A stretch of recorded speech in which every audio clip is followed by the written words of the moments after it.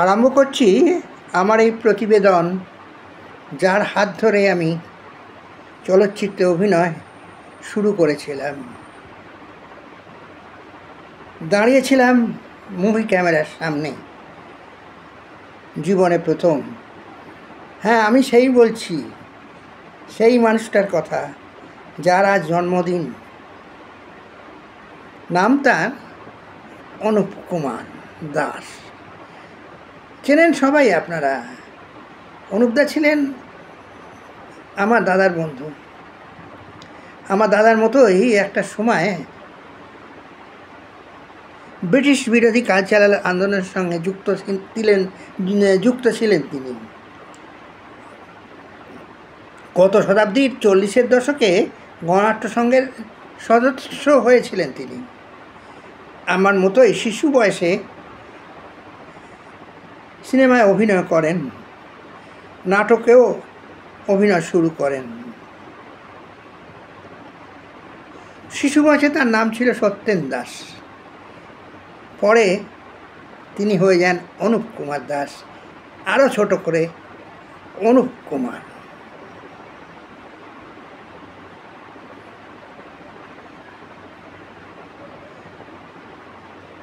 প্রথম জীবনে প্রধানত নাট্য আন্দোলনের সঙ্গে তিনি যুক্ত ছিলেন। তারপরে তিনি গণনাট্য সঙ্গেও যোগ দেন।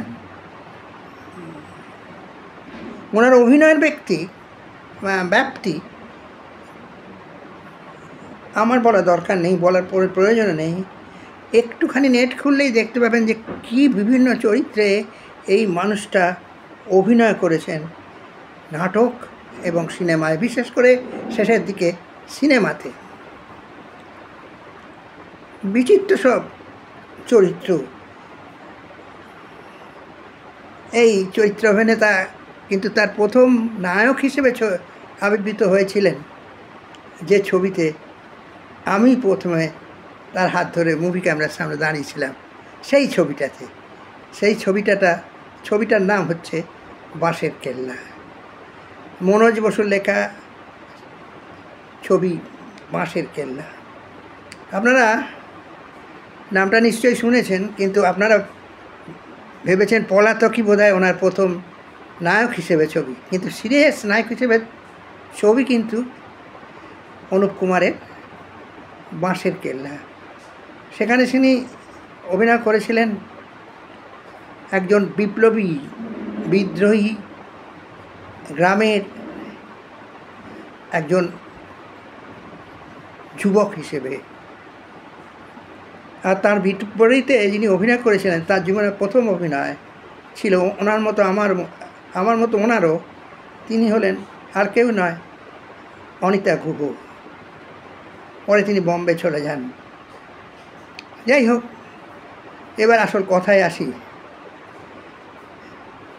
একদিন আমাকে দাদা বলল, শোন, তোর রবিবার তোর মাস্টারমশাইরাও আসে না, কেউ আসে না, তুই তো খেলাধুলোই করিস। তা তুই দাশু আসবে সামনের রোববার সকালে, ওই দাশুর সঙ্গে একটুখানি একটা জায়গায় যাবি। ও দাশু নিয়ে যাবে তোকে। সেখানে অনুপদাও থাকবে, তুই তো অনুপদাকে ভালো করে চিনিস। জ্ঞানেশদা থাকবে, জ্ঞানেশকেও তুই তো ভালো করে চিনিস। ওদের সঙ্গে গিয়ে দেখা করবি দাশুদার সঙ্গে। তারপর ওরা যা বলবে সেইভাবে তুই একটু অভিনয় করে দেখাবি, খুব স্মার্টলি করবি কিন্তু। তারপর তো ছুটি দিয়ে দেবো আমি, তোকে নিয়ে চলে আসবে, কোনো ব্যাপার না, কিন্তু এটা করবি তুই স্মার্টলি কিন্তু। আমি বললাম, হ্যাঁ আমি করে দেবো। আর দাশুদাকে আমি তো চিনতামই, দাদার কাছে অনেক সময় আসতো এই দাশুদা। উনি ছিলেন অ্যাকচুয়ালি, পরে জানতে পেরেছিলাম, সুধীর মুখার্জির প্রোডাকশান সিন্ডিকেটের প্রোডাকশান ম্যানেজার। এগুলো পরে জেনেছিলাম। আর জ্ঞানেশদা তো গণনাট্য সঙ্গের রিহার্সালে প্রায়ই আসতেন আমাদের বাড়িতে, দোতলার ঘরে থাকতেন তো কাঁসারি পাড়ায়, দাশুদার পাশেই।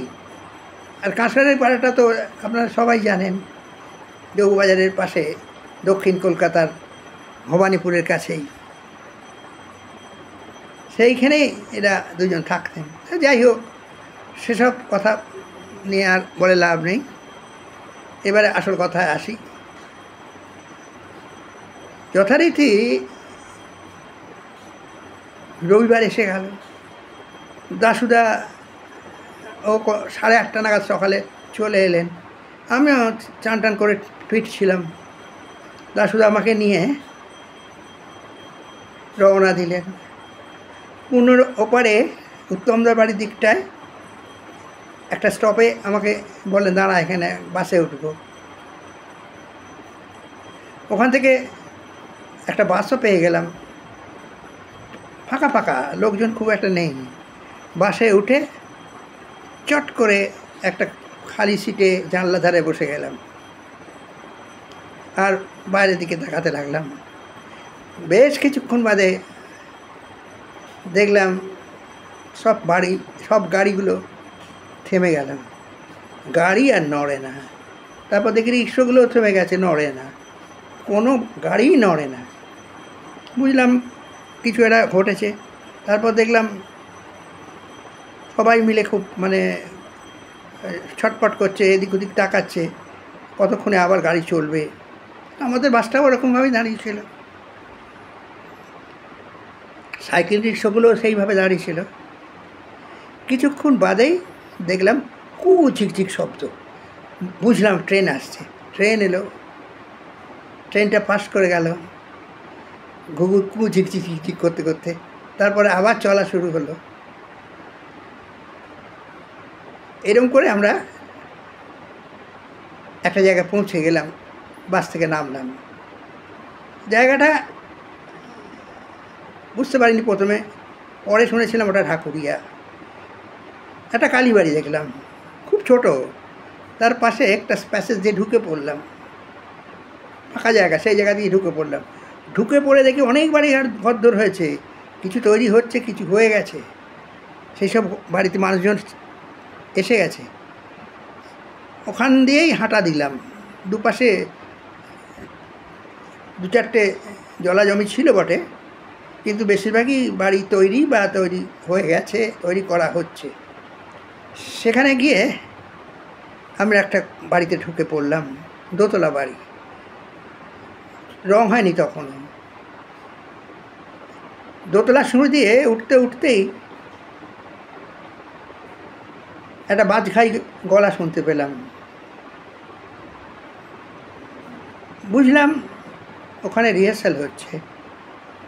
এই রিহার্সালে এইরকম চিৎকার চেল্লামিলি শুনে তো আমি অভ্যস্তই ছিলাম। সব নাটকের অভিনয় হতো মারধর করতে তো, গণনাট্য সঙ্গের ক্ষেত্রে যেমন অত্যাচারের খোঁজখবরও পাওয়া যেত সেই সময় নাটকের মধ্যে দিয়েই, শাসকের অত্যাচার সেসব তো পাওয়া যেতই। ফলে ওই চিৎকার করাটা আমাকে খুব একটা ভয় দেখা পারিনি, ভয় পাইনি আমি। তবে কানে এলে সেই মাঝখাই গলাটা একটা ইংরেজি হিন্দি মিশিয়ে, বাংলা মিশিয়ে একটা গলা, উহার মাথায় মাটি চাপাও, ওই মাটিতে বীজ বুনিয়া দাও। তারপরে আমি আস্তে আস্তে পা টিপে ঘরে ঢুকে দেখি একটা সাহেবের মতো লোক একটা কোমরের বেল্ট খুলে এরমভাবে হাত দিয়ে দিয়ে নাড়াচ্ছে, একেবারে এইরকম এরকম করে হাত দিয়ে নাড়াচ্ছে। আমি তো অবাক হয়ে গেলাম, বাবা দারুণ অভিনয় করছে তো। তারপরে সেই সাহেবের মতো লোকটা, এই এডিয়েট ইউ, বললাম ওকে আরও মাটি চাপাও বলে একজনকে ডাকলো। সে এগিয়ে এলো, জ্ঞানেশ স্যার মাথায় হাত বোলালো। অ্যাকচুয়ালি তো মাটিও নেই, কিছুই নেই, শুধু অভিনয় করা হচ্ছিল, রিহার্সাল। নীল চাষের জন্য তার মাথায় মাটি চাপিয়ে দেওয়ার কথা এবং সেখানে নীল চাষের বীজ ঢেলে দেওয়ার কথা, কারণ জ্ঞানেশ স্যার নীল চাষ করবে না এই জন্যে। তারপর যাই হোক বন্ধ হয়ে গেল, রিহার্সালটা শেষ হলো। ও মা, সাহেবের মতো লোকটা 2টো সিগারেট বার করলো, একটা দিল জ্ঞানেশদাকে আর একটা নিজে খেলো, নিজে খুব সুখ টান দিতে লাগলো। আর এই লোকটা কিন্তু খারাপ নয়, এই লোকটার নাম ছিল ডেভিড কাহেন, একদমই এখন আমি এই বাঁশের কেল্লা ছায়াছবিটাতে অভিনয় করার পর বিলেতে চলে গিয়ে অনেক নাটকে সে অভিনয় করেছে এবং বিখ্যাত হয়েছে সেই ইংল্যান্ডে গিয়ে। এই ডেভিড কোহেন থাকতো বউ ব্যারাকে, পরে সব জেনেছিলাম আমি। উনি খুব ভালো অভিনয় করতেন, ভালো অভিনেতা ইংল্যান্ডেও ছিলেন, কারণ ইংল্যান্ডেই তিনি শেষ পর্যন্ত চলে গেছিলেন। উনি একটা ছবি করেছিলেন বাঁশের কেল্লা, তার আগে উনি গণনাট্যে অভিনয় করতেন। এবারে ওই ঘরে রিহার্সাল দেওয়ার পর আমি কিন্তু অনুপদাকে কোথাও দেখতে পেলাম না, মনটা খারাপ হয়ে গেল। এই অনুপদাই তো আমাকে দেখাশোনা করবে এইসব শুনেছিলাম, অনুপদাই নেই, আশ্চর্য কথা তো। তারপর একজন ভদ্রলোক ঢুকলেন, খুব রোগা মতো, একদম রোগা। উনি বললেন, ও এসে গেছো, বসো বসো, এই দিদিটার সঙ্গে একটু আলাপ করে নাও। পরে আমি জেনেছিলাম ওই ঢ্যাঙা মতো রোগা মতো লোকটা বিনু বর্ধন, সুধীর মুখার্জির প্রধান সহকারী পরিচালক। আর ওই যে দিদিটার সঙ্গে আমায় আলাপ করে নিতে বললেন, সেই দিদি এটা আর কেউ নয়, শ্রীমতী অনিতা গুহ। এই ছবিটা তার প্রথম ছবি ছিল। সেই অনিতা দিদির সঙ্গে আমার আলাপ শুরু হয়ে গেল। কিছুক্ষণ বাদেই দিদির সঙ্গে আমার আলাপ বেশ জমে উঠল, অনেক কথাবার্তা বলতে শুরু করলাম। এরপরে আমার রোলটা অভিনয় করার কথা খুব সংক্ষেপে বিনুদা বলে দিল আমার অভিনয়ের এবং ব্যাকগ্রাউন্ডটা কী। আমি একটা ছেলে যার অল্প বয়সে মা মারা গেছে, সেই ছেলেটা মানুষ হয়েছে তার পিসিমার কাছে। আর সেই পিসিমার কে অভিনয় করেছেন? সেই বিখ্যাত শিশির ভাদুরীর নায়িকা প্রভা দেবী, তার সঙ্গে আমার ছিল অভিনয়। সেসব পরে করেছি আমি। সেই বাসু অ্যাকচুয়ালি ছিল সাহেবের কোচওয়ানের ছেলে, অল্প বয়সে মা মারা যেতে পিসিমার কাছে সে মানুষ হয়েছে। আর তার বড়দা, তার মানে তার ওপরে যে দাদা কেশব, যেখানে কেশব দা হলেন আমাদের অনুপ কুমার, সেই কেশব এর ছোটো ভাই এবং ওরই একটু ল্যাংবোর্ড বলা যেতে পারে। ওর সঙ্গেই ঘোরে, ওর সঙ্গেই গান গায়, ওর সঙ্গেই বাজনা বাজায়, যা খুশি করে ওর সঙ্গেই করে, ঘুরে বেড়ায় সারাক্ষণ ধান ক্ষেতের গলিতে গলিতে আর ইছামতির ধারে কাছে। শুধুই দুজনে মিলে ঘুরে বেড়ায়, গান গায়, আবার চাষবাসও দেখাশোনা করে। বাসু তখন খুবই ছোট, বছর 7 বয়স, আমার বয়স যা তাই হবে, বছর 7। তা যাই হোক, ওই পরে এটা বলবো আমি যে আমরা দুজনে মিলেই গান গেয়েছিলাম দুখানা, একটা কোরাস আর একটা ডুয়েট। আর গানগুলোতে কথা আর সুর দিয়েছিলেন আমাদেরই গণনাট্য সংঘের দাদার বন্ধু সলিল চৌধুরী। সেই দুটো গান আমাকেও গাইতে হবে, এ কথাও বিনুদা বলে দিলেন যে এই দুটো গান কিন্তু তোমাকে গাইতে হবে, লিড দিতে হবে, অ্যাকচুয়ালি অন্যেরা গাইবে। অনুপদার গলায় গানটা গেয়েছিলেন প্রদ্যোৎ নারায়ণ, আমার গলায় কোনো মহিলা গেয়েছিলেন আমি জানি, যতদূর মনে হয়। আর কোরাসে তো সবাই মিলে গান গেয়েছিলাম। এই গানটার দুটোর কলিও মনে আছে আমার, সবটাই সলিলদার লেখা। ইচ্ছামতি নদীরে আমার বলে একটা গান ছিল, দুজনে মিলে ইচ্ছামতি নদীকে নিয়ে গানটা, পুরোটা তো এখন আমার আর মনে নেই। আর একটা গান ছিল তিতুমিরকে নিয়ে লেখা, সে গানটা কিন্তু কোরাস গান এবং দুর্দান্ত গান। তিতুমিয়া লড়েছিল ম্যাজিস্টরের সাথে, তলতাবাসের কেল্লা গড়ে সরকিলা কি হাতে, সরকি লাঠি হাতে রে ভাই, সরকি লাঠি হাতে। এই সিনটা হয়েছিল এই ছবিতেই। কোথায় হয়েছিল বলুন তো? একটা মুসলমানের বাড়িতে, যেখানে সবাই হিন্দু, মুসলিম, খ্রিস্টান, জাতপাত বিনা জাতপাত একটা সত্যনারায়ণ পীরের সিন্নির খাওয়ার অনুষ্ঠান।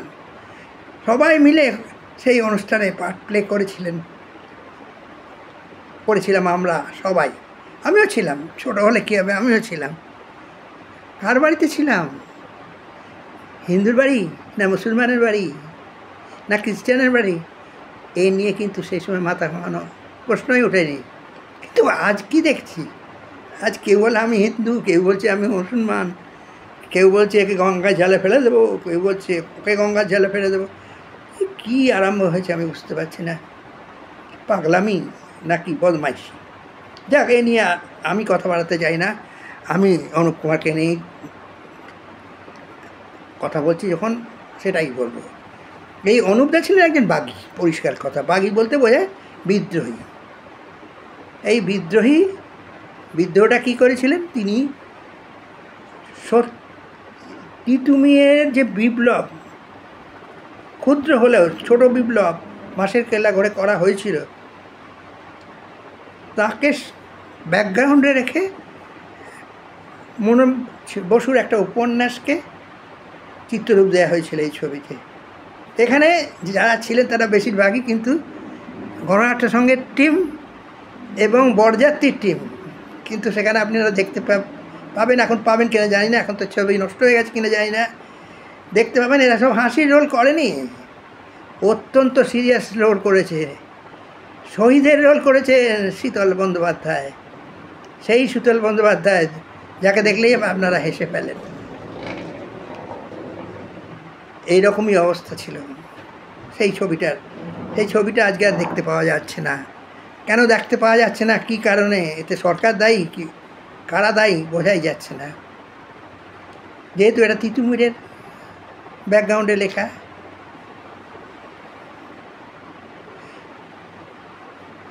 যাই হোক, এত কথা আমার বলা এখানে উচিত নয়, বলতেও চাই না, কিন্তু এইটুকু শুধু বলতে চাই যে অনুপদার যে ছবি পলাতক, সেটাও মনোজ বসুরই লেখা একটা ছোট গল্প থেকে। আর মনোজ বসুর উপন্যাস বাঁশের কেল্লা, এই দুটো ছবিতেই কিন্তু অনুপদা দুটো চরিত্রে অভিনয় করেছিলেন নায়কের চরিত্রে। আর সেটা তরুণ মজুমদারের বই নয়, কিন্তু প্রথম ছবি নায়ক হিসেবে অনুপদার ছবি বাঁশের কেল্লা। আর তরুণবাবুর যে বইটা বেরিয়েছে, সেই বইয়ের প্রথম খণ্ড পড়তে গিয়ে আমি দেখলাম যে এখানে লেখা আছে অনুপদা নাকি আক্ষেপ করেছেন উনি কোনো দিন চান্সই পাননি হিরোতে অভিনয় করার, মানে মেন চরিত্রে অভিনয় করার, নায়কের চরিত্রে। কথাটা কিন্তু সত্যি নয়। আসলে ব্যাপার কি জানেন তো, যখন বই লেখা হয় সবটাই তো আর তরুণবাবু লেখেননি। কোথায় ওখানে কে একটা গোঁজামিল দিয়ে দিয়েছে সম্পাদনা করার সময়, সেটা তরুণবাবু লক্ষ্য করেননি। নাহলে তরুণবাবুর মতো লোক অত পুরনো, যদিও তরুণবাবু অনেক আগে আমি এসেছি ইন্ডাস্ট্রিতে, ছিলাম ওই ইন্ডাস্ট্রিতে অনেক দিন, কিন্তু তরুণবাবু আমার পরে আসলেও তরুণবাবু এটা জানতেন না সেটা তো হতে পারে না। তিনি পুরো দেখেছিলেন কিনা তাও আমি জানি না, কিন্তু ঘটনাটা কিন্তু সত্যি নয়। পলাতক বিশাল ব্যানারের ছবি, খুব বড় ব্যানারের ছবি, কিন্তু বাঁশের কেল্লা সুধীর মুখার্জির একটা ওয়ান অফ দ্য বেস্ট ছবি এবং এক্সপেরিমেন্টাল ছবি। ওই সুধীরদা তারপরে যেসব ছবি করেছেন সব বাণিজ্য সফল ছবি। অনেকে বলেন সুধীর মুখার্জি শ্রেষ্ঠ ছবি দাদা ঠাকুর। নিশ্চয়ই দাদা ঠাকুর খুব সুন্দর ছবি বিশ্বাসের অপূর্ব অভিনয় সেই ছবিতে, অপূর্ব চিত্রনাট্য নৃপেন্দ্র কৃষ্ণের, সে নিয়ে কিছু বলার নেই। কিন্তু এই দাদা ঠাকুর নয়, উনি করতে চেয়েছিলেন একটা এক্সপেরিমেন্ট বাঁশের কেল্লা দিয়ে, আর সেই এক্সপেরিমেন্টটা ফেল করে গেছে। সেটা হয়তো চলচ্চিত্রে ফেস্টিভ্যালে পাঠানো হয়নি। কারণ কি এটা কি পেছনে কিন্তু অনেক রাজনীতি আছে, সেটা কিন্তু জানতে হবে। এই ছবির শুটিং কিন্তু এই শুটিংয়ের জন্য আমি অনুপদার সঙ্গে, অনুপদাও থিয়েটার সেই সময় বন্ধ রেখেছিলেন, অনুপদার সঙ্গে 1 মাসের বেশি বনগাঁ অঞ্চলে ছিলাম, ইছামতি নদীর ধারে, একেবারে অজপাড়া গায়ে, ধান ক্ষেতের আশেপাশে একটা বড় বাড়িতে আমরা ছিলাম। সেই সময় যে সময় শেয়াল ঘুরে বেড়াতো, সেখানে বাঘের ডাকও শোনা যেত। সেই সময়ে এই ছবি হয়েছিল পুরোটাই প্রায় আউটডোরে, খুব অল্প ইনডোরে হয়েছিল কালী ফিল্মস এবং ইন্দ্রপুরী স্টুডিওতে কয়েকটা দৃশ্য। বাকি দৃশ্যগুলো কিন্তু কলকাতার বাইরেই বনগাঁ অঞ্চলেই চিত্রগ্রহণ করা হয়েছিল। আর তখন আমরা যখন থাকতাম ওখানে 1.5 মাস, তখন আমার স্কুল ছুটি ছিল। সেই সময়টা আমার অ্যানুয়াল পরীক্ষা হয়ে গিয়েছিল ডিসেম্বরের পরে, জানুয়ারির মাঝে। তখন সেই সময় আমার একা থাকতে খুবই ভয় লাগতো, যদিও আমার মেজদার সঙ্গে গিয়েছিল। কিন্তু আমি যেখানে বাথরুম টাথরুম যেতাম বা কোথায় যেতাম, অনুপদাকেই ডাকতাম, এবং অনুপদা আমাকে ওই হ্যাজাকের আলো দিত, যাতে আমি যেতে পারি সেখানে, কোনো ভয় না পাই। এই জন্য ওনার কথা আজ আবার মনে পড়ছে, ওনার জন্মদিনে ভীষণভাবে। কিন্তু মানুষ তো আর নেই, মানুষ তো থাকবে না, কোনো মানুষই থাকবে না আজকে, আমিও থাকবো না। আর যারা, আর কি বলবো, সবই তো অনিত্য, আমরা তো সবাই অনিত্য, তাই না? ঠিক আছে, পরে আবার আরও কয়েকটা ছবির শুটিং নিয়ে আলোচনা করব, এবং আমার 17টা ছবি, এই 17টা ছবির কিছু কিছু অংশ নিয়ে আমি আলোচনা করব, যদি আপনারা দেখেন তার উপর নির্ভর করে। অতএব দেখবেন অতীতে কত কনস্ট্যান্টের মধ্যে দিয়ে একজন অভিনেতা অভিনেত্রী অভিনয় করতেন, আর আজকে কত সুন্দরভাবে অভিনয় করতে পারছেন অভিনেত্রীরা। অনেক সুযোগ পাচ্ছেন তারা, তাদের অভিনয়টাকে জোর দেওয়ার সুযোগ হয়ে যাচ্ছে। বাঁশের কেল্লা তৈরি যখন হয়েছিল, তখন এই অভিনয় করব না ক্যামেরার সামনে কোন জায়গায় গিয়ে থামবো, হাঁটবো, সেটাই আমাদের কাছে প্রবলেম হয়ে যেত। আমি আলো পাচ্ছি কি না, ঠিকমতো আলো পেলাম কি না। প্রবলেম হয়ে যেত একটা লম্বা ডায়ালগ দিতে, যদি ভুল হয়ে যায় তাহলে তো আমাকে ডাইরেক্টর আর যাই নাই বলুক, পেছনে না তো গালাগাল দেবেই। কারণ ফিল্মের দাম ছিল অনেক বেশি, সেই সময় ইম্পোর্ট করতে হতো। বাঁশের কেল্লা ছায়াছবিরও ফিল্ম ইম্পোর্ট করতেই হয়েছিল, এবং সেই ফিল্ম পাওয়া যেত কন্ট্রোলে, সিমেন্ট যেমন পাওয়া যেত কন্ট্রোলে। আজ যেমন আপনারা সিমেন্ট পাচ্ছেন, ঠিক সেই রকম এখন ফিল্মও পাচ্ছেন, কিন্তু সেই সময় ফিল্মটাও ওই সিমেন্টের মতোই পেতে সমস্যা ছিল। কবে অ্যাপ্লাই করতে হতো, বহুদিন ধরে ইম্পোর্ট হতো, ইম্পোর্ট হওয়ার পরে আপনাকে কিছু দিত।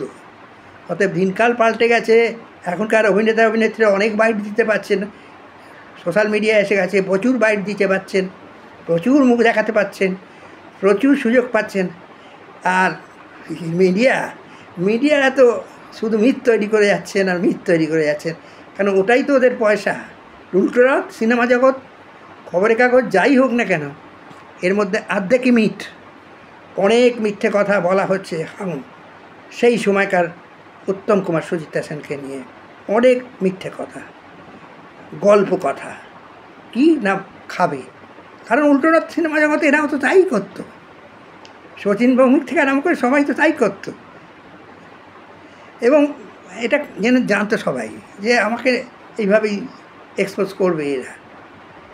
অতএব চিন্তা করে দেখুন অতীতে কী হতো আর এখন কি হয়। এখন তো লিভ টুগেদারের যুগ, এখন এই নিয়ে আর কী বলা যাবে, এখন কিছু বলারই উপায় নেই। নেটে সিনেমা দেখা যাচ্ছে, ওপেন থিয়েটার দেখা যাচ্ছে। এ নিয়ে পরে আলোচনা করা যাবে, সেটা আমি শুধু অনুপদাকে নিয়ে আলোচনা করছি। অনুপদা যেটুকু দেখে যেতে পেরেছেন সেটাও কিছু কম নয়, পরিবর্তন দেখে যেতে পেরেছেন। কারণ অনুপদা আরম্ভ করেছিলেন একটা সময়, আর শেষ করেছিলেন তখন ক্যামেরা, ডাইরেকশান, ফিল্ম, চিত্রনাট্য সব কিছুতেই পরিবর্তন এসে গেছিল। আর সে পরিবর্তন কিন্তু সবার স্বার্থে, টেকনিশিয়ানদের স্বার্থে, অভিনেতা অভিনেত্রী, কলা কুশলী সবাইয়ের স্বার্থে সেই পরিবর্তন এসেছিল। আর সেই পরিবর্তন আজও হয়ে চলেছে। আর কিছু নয়, এখন শুধুই তার প্রতি শ্রদ্ধা জানিয়ে, অনুপদার প্রতি শ্রদ্ধা জানিয়ে আজকের দিনটা আমি কাটিয়ে দিচ্ছি আর এই প্রতিবেদনটা শেষ করছি। নমস্কার।